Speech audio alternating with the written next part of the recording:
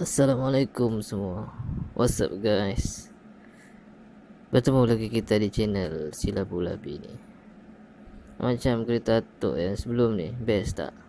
Kalau best, sudi-sudilah like dan subscribe lah channel ni ya. Ni semua percuma guys, gratis guys. Jadi hari ni atuk nak berkongsi lagi sebuah kisah seram. Tanpa buang masa lagi, jom layan kisah taksi berhantu.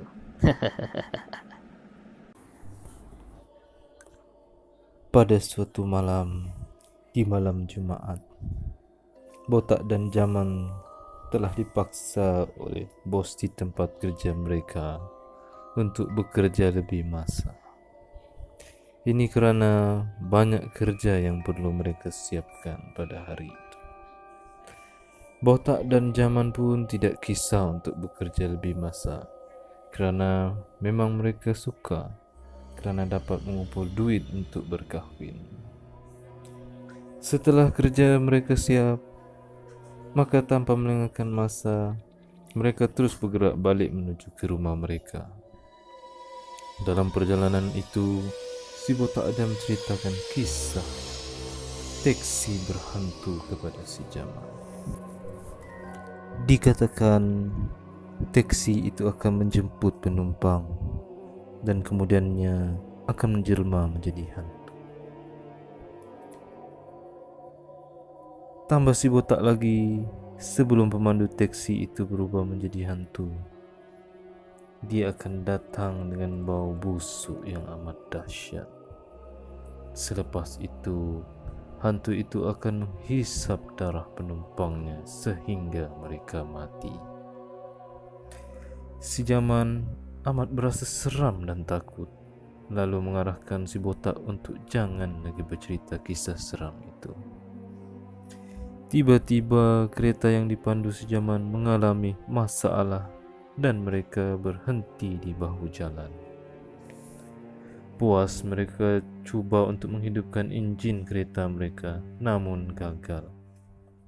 Jam di tangan telah menunjukkan jam 1:30 pagi. Mata mereka pun tersangatlah mengantuk. Lalu si Jaman memberi idea agar mereka menahan taksi sahaja untuk balik ke rumah.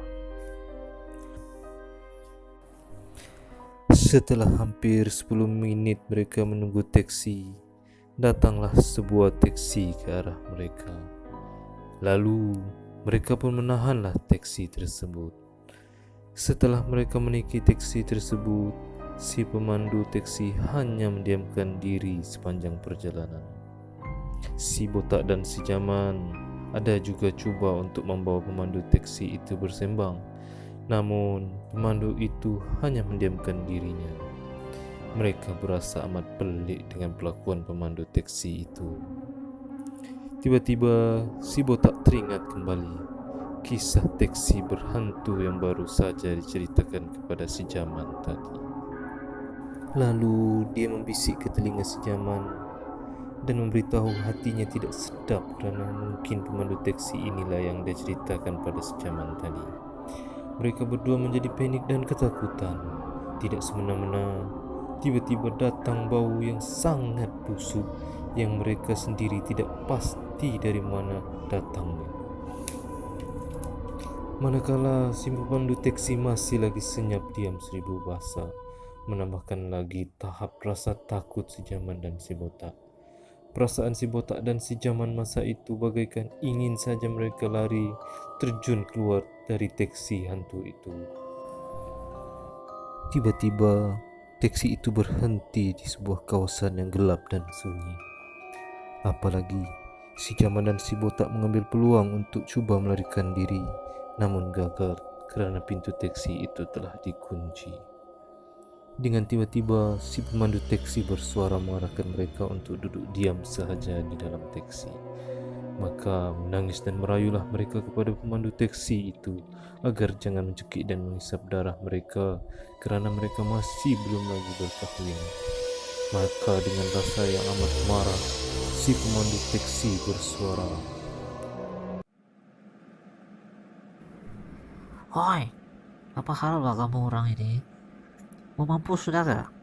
Aku nih tidak tahan sudah mau terberak ini. Itu aku mau berak di semak sana. Sakit perutku nih. Tadi aku makan sambal petai sama jaring bah. Aduh, kamu ini. Bruh, look at this dude. Wait till you see the. No, no, no, no.